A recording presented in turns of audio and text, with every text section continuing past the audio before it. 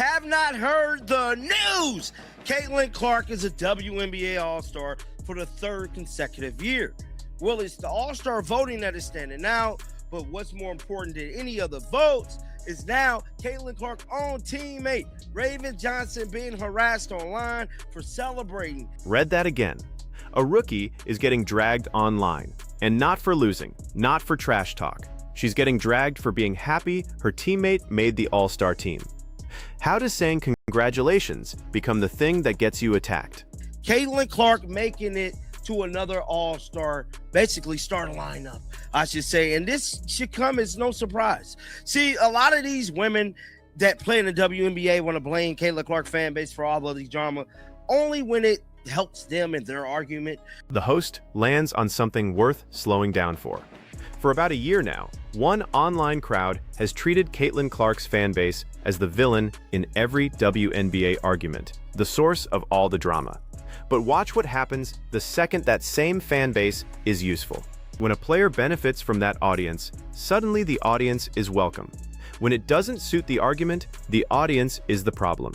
You can't have it both ways, and this creator has clearly watched enough of these cycles to notice the pattern. Hold on to that idea of a fan base being adopted only when it's convenient, because it's about to collide with something much more personal. There's a reason this specific rookie catching this specific heat is the strangest layer of the entire story, and it traces back to a single moment in college that most people arguing about her have completely forgotten. We'll get all the way there, but first, the person at the center of it, and why she was celebrating in the first place. But now Raven Johnson is basically getting love from the Caitlin Clark fan base. And now Raven Johnson is part of the gang. And to me, her being harassed at this junction in time, let me know that, yeah, y'all all full of... The player is Raven Johnson, a Fever rookie. And the timing here is the whole point. She posts some love for Clark. She gets embraced by Clark's supporters. And at that exact moment, a different corner of the internet turns on her. The host's frustration is that it only flares up now, right when it's inconvenient for a certain narrative. So what did Johnson actually do to earn this? She reacted to news, real news, confirmed by the league on July 2nd, that Caitlin Clark had been named a starter for the 2026 WNBA All-Star game for the third year in a row, alongside her Indiana teammates Aliyah Boston and Kelsey Mitchell. The Fever put out a video of teammates congratulating the three starters, and Johnson's clip was pure affection. That's the crime. That's the whole offense that supposedly proves she's picked the wrong side. Before we get into who's punishing her and why, you have to understand the vote itself, because the numbers behind that All-Star announcement are far messier than the headline made them look. A'ja Wilson was winning, but I guess they couldn't expose that they was cheating with the votes, allegedly. Got to put allegedly on there. So Sophie Cunningham really didn't move, which is crazy to me because I was making videos. Everybody's making videos. Sophie Cunningham stayed at 15th. This is suspect more than anything. This is Sophie not making top 10. Sophie not making top 10 is suspect. Now the host floats something heavier, and this is where I have to be careful with you. He suggests the league sat on these results for weeks because they were, in his words, allegedly cheating with the votes. I want to be clear about this. There is no evidence of that. None has been produced. The WNBA laid out its method ahead of time, a weighted system where fans count for half, media for a quarter, and the players themselves for the final quarter, with fan returns released in stages along the way. Early on, Aliyah Boston and Clark topped the fan counts, and the order shifted once the media and player weights were folded in. Results moving between returns is exactly what that system is designed to do. It is not proof of a scheme, so treat the rigging talk as one man's suspicion, not a fact. What isn't a conspiracy is his frustration over Sophie Cunningham. He keeps saying she stayed stuck around 15th and never cracked the top 10, and to him, that gap is the real tell that something's off. I don't give a damn what nobody says. Everybody was saying Sophie should have been an all-star. Sophie Cunningham is leading all WNBA players in three-point shooting percentage. Why she's not an all-star is beyond me, bro. So let's actually check the Cunningham claim, because he leans on it hard. She has been genuinely excellent from deep for Indiana this season, hitting around 42% from three. And she's said herself that she's carrying one of the best three-point percentages in the league since she arrived in Indiana. That part holds up. Here's the piece the host skips right past. What got announced on July 2nd was only the starters. Only the starters. The rest of each roster, the reserves, gets chosen by the league's head coaches roughly a week later. And a veteran coming off the bench, averaging just under 10 points a night, was never a realistic starter no matter how well she shoots. But she can still absolutely make this team as a reserve. So the sentence she didn't crack the top 10 of the fan vote and the sentence she got snubbed from the All-Star game are two completely different claims. One of them might turn out to be true, we don't know yet. That distance between what fans feel and what's actually confirmed is the thread running through this entire video. 4 players. Caitlin Clark finished with 1,023,000 votes. Paige Bueckers beat her. Ain't that something? The poster child, Paige Bueckers, the UConn Mafia. What I keep telling y'all act like the UConn Mafia don't exist. Paige got more votes than Caitlin Clark by like 22,000 votes. Here are the hard figures on the top of the ballot. Clark pulled 1,023,321 fan votes. That is a staggering number for any athlete in any sport, and she still finished second behind Paige Bueckers of the Dallas Wings, who landed at 1,045,051. Roughly 21,000 votes separated them. The host calls it crazy, and you can feel why it stings for Clark's fans, but there's context that matters. Bueckers is the reigning Rookie of the Year. She came out of the UConn program with a following that travels anywhere, and she's putting up real numbers in Dallas. Clark topping the entire fan vote was never a lock. And honestly, the fan vote race is almost a sideshow because the fan vote is only half of the formula. Fans are 50%, media is 25%, the players themselves are the last 25%. That final quarter, the ballots cast by the women who guard Clark for 40 minutes at a time, is where this whole thing quietly detonates. The games don't even get that many viewerships. Do Paige games even get 1 million views? Like the viewership numbers ain't been released in a mighty long time. Why the WNBA ain't releasing the numbers? Because that shit is in the sunken place. I can tell you right now, it got to be in a sunken place. Why they ain't letting everybody see exactly what is going on with the viewership? This next stretch is about money, or at least about attention, which in this league has basically become the same currency. The host is annoyed that clean viewership numbers for individual players and games can feel hard to pin down, and he uses that to argue the popularity picture is being buried. I'd pump the brakes on the darkest version of that, but the underlying tension he's pointing at is real, and it's been building all season. This is a player whose team drives ratings and ticket prices in a way no one in the sport's history has. When Clark plays, buildings fill and broadcast numbers spike. That economic gravity is exactly why every perceived slight becomes a national argument within hours, right down to a recent 30th anniversary poster that left Clark off entirely and drew immediate backlash. The bigger the business one player generates, the louder every snub gets. And no snub this week hit harder or landed on a more unlikely person than what happened to the rookie we opened with. The hater reports say all the proof you need that the WNBA players hate Caitlin Clark. She is second in the WNBA in assists, tied for 4th in points, but players voted her 11th best guard in the league, ranked 2nd, media ranked 3rd, player ranked 11th, bro. There it is, 2nd among the fans, 3rd with the media, and then the players ranked Caitlin Clark the 11th best guard in the league. Not 11th overall, 11th among guards. Sit with how odd that is. By the raw numbers, Clark is right near the top of the WNBA in scoring at around 21 a game and 2nd in the entire league in assists at better than 8 a night. Multiple outlets have noted she owns the best combined points and assists average in league history. You cannot write a straight-faced list of 10 guards playing better than her this season. So how does she land at 11 with the very people who share the floor with her? That's the question the whole internet is chewing on tonight, and the easy answer is the one the host grabs immediately.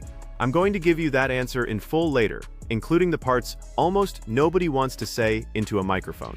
But hold it, because before the why, you need to see what's being done to the rookie who dared to be happy about all of this. Section. So Raven Johnson one comment stated, she is trying to survive the racist environment. She lied for the bigots and go home, or tell the truth and don't go home. Fact of the matter is, when I was in Indianapolis, Raven Johnson was taking photos with Caitlin Clark fans, signing even Caitlin Clark jerseys at times. Raven Johnson was getting nothing but love. So he pulls up Raven Johnson's comment section, and one line jumps off the screen. A commenter claiming she's just trying to survive a racist environment, framing her support for Clark as some kind of forced performance rather than a real feeling. That's a heavy thing to hang on a rookie for posting something kind about a teammate, and it runs straight into what the host says he watched with his own eyes when he was in Indianapolis. Johnson taking photos with Clark's fans, signing Clark jerseys, soaking up the crowd. His read is simple and hard to argue with. That's not a hostage going through the motions. That's a young player enjoying the biggest stage women's basketball has ever built. Now, the broader conversation about race, media coverage, and how this league is officiated is a real one, and people are making serious arguments on more than one side of it. But using that conversation to police whether a black guard is even allowed to like her white teammate is the exact point where a lot of viewers feel the whole framework collapses. He is. And so for people to be sitting up here harassing her, now I'm finna go ahead and go to her I'm finna go to Raven X account, because I don't know, I'm pretty sure she probably put this on X. So let's pull up Raven Johnson real quick. Raven Hollywood. Let's pull up her X account. Let's see here. What did she say? This is the argument the host keeps circling back to, and it's the sharpest thing he says all video. For a solid year, the loudest online story was that Clark walked into a hostile, racist environment, and that essentially everyone in the league was against her. Fine. But if that same online crowd now turns around and harasses a black teammate for showing Clark love, then the story was never that clean, was it? Either the hostility was about race top to bottom, or it was always about something messier underneath. The tribalism, the resentment, the sheer discomfort of watching one player become bigger than the sport that surrounds her. You genuinely can't hold both versions at once. And to be fair to every side here, that does not mean race plays no role anywhere in this league. It means the all-or-nothing version that people scream from both directions does not survive one rookie getting flamed for a friendly Instagram comment. The reality is more complicated than either camp wants it to be, and the comments actually aimed at Johnson get stranger than you'd guess.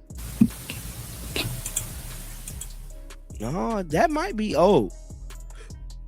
That might be old, because here's Raven Johnson Instagram, and so she definitely shared it, but I'm not seeing any caption. And here's a moment I actually respect, because he does something most commentary channels won't. He goes hunting for the harassment, scrolls her page, and then admits out loud that on this particular platform, he isn't seeing the pile-on he expected, and that he could be wrong.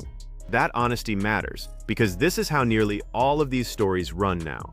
On screenshots, on vibes, on a handful of replies that get amplified until they feel like the whole internet. Some of what's aimed at Johnson is nasty. Some of it, as he keeps reading, is half joking, people begging her to come back to their side like it's a bit. The truth is somewhere in that blur, and a careful viewer should hold it loosely, instead of treating every reply as a verdict. But even with the honest hedging, the direction of the pressure is unmistakable. People are telling this rookie that liking Caitlin Clark makes her a traitor. And to understand why that is genuinely absurd, you have to know where these two players started. It says Raven just stay quiet sometimes.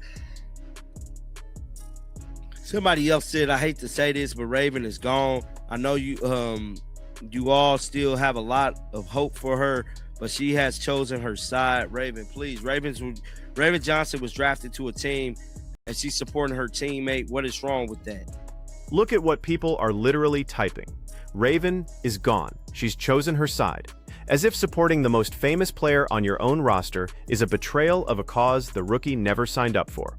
And this is the moment I've been promising you, because the history here is almost hard to believe.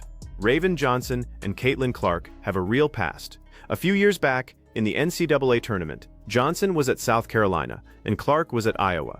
And when Clark's team knocked Johnson's out, Clark waved her off on the court. A little dismissive flick of the hand, the kind of "you can't guard me" gesture that goes viral in about 4 minutes.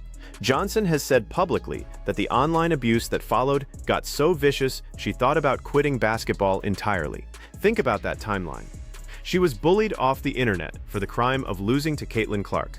Then the Fever draft her 10th overall in 2026. The two become genuine friends and teammates. She posts a run of affectionate nicknames for Clark after the All-Star news, calling her, quote, my sister, my cousin, my auntie. And now she's being bullied all over again. Same player, same internet, the exact opposite reason. That's the part that should actually bother you. I don't know, man. I want to say that the W could be a great place for all women athletes, but as of right now, it's the most laughed upon league in all of sports. No one respected WNBA. Nobody got love for the WNBA. So now, finally, the answer I held back, the why behind that 11th place vote. The host's version is the blunt one. The players hate her, and the ballot is the receipt. And stacked next to a rookie getting harassed for supporting Clark, that story is easy to swallow whole. But the careful read is the one that actually gets you closer to the truth. Reporters who broke the ballot down pointed out that defense clearly carried real weight in the player vote. Clark's defense has been openly questioned all season, and that's not a smear invented by critics. It's a genuine part of her game right now. The giveaway is that Kelsey Plum, a high-scoring guard with a shaky defensive reputation, landed 12th among the players, right next to Clark. If this were pure anti-Clark spite, you wouldn't expect that pattern. So the honest answer lives in the uncomfortable middle. Is there some resentment toward a second-year guard who became larger than players who've given a decade to this league? Almost certainly, somewhere in that vote. Is every single ballot a personal vendetta? No. It's jealousy and defense and pride and the genuinely weird thing that happens when one athlete's fame dwarfs an entire sport, all tangled into one number. The host isn't wrong that something is off. He's just reaching for the cleanest villain when the real answer has about 4 moving parts. Look at this, fist to the throat. And she got her knee on her. Look, and look at Bonner. Bonner right next to her. We can't make this up. This is the league that Caitlin played for. I was at this game. Like, this is crazy to me. You know, but it is. And then there's the clip he can't stop replaying. A knee to the groin and a fist to the throat, delivered to Clark during a game this season. Reporting tied that specific play to Phoenix Mercury forward Alyssa Thomas, and the host freezes it, points at the veterans standing right over the pile, and says, "This is the league Caitlin plays in every single night. He was in the building for it." Now, physical basketball is physical basketball, and rivalries get chippy in every sport on earth.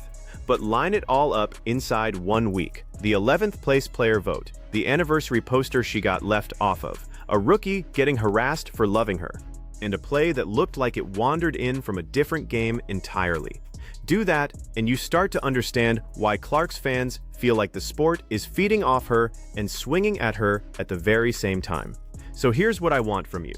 Watch that history one more time. The rookie punished for losing to Clark, and then punished again for liking her. And tell me in the comments what you actually think is driving this. Jealousy, race, defense, or plain old tribalism. Pick one and defend it. If this breakdown gave you the full picture instead of the easy one, drop a like and subscribe, because this story is nowhere near finished.